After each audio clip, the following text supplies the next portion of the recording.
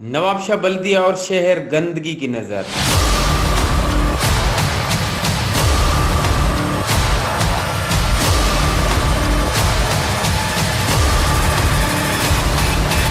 بہت ہی افسوس کی بات ہے کہ ہمارے شہر نواب شاہ کے خاکروب جو ہمارے شہر کی گلیوں اور گٹرز کو اپنی جان خطرے میں ڈال کر شہر کو صاف رکھتے ہیں، اور ہمارے بلدیہ نواب شاہ نے ان کی اجرت 12,000 روپے مقرر کی ہے، جو کہ اس مہنگائی کے دور میں نہ ہونے کے برابر ہے، جبکہ سندھ حکومت نے ہر مزدور کی کم سے کم اجرت 25,000 روپے مقرر کی ہے۔ بہت ظلم کی بات ہے، یہی وجہ ہے کہ شہر میں صفائی ٹھیک نہیں ہو رہی۔ آج بھی خاکروب ہڑتال پر تھے۔ ان کے نمائندے موسیٰ کے مطابق 2 مہینے سے انہیں تنخواہ نہیں ملی۔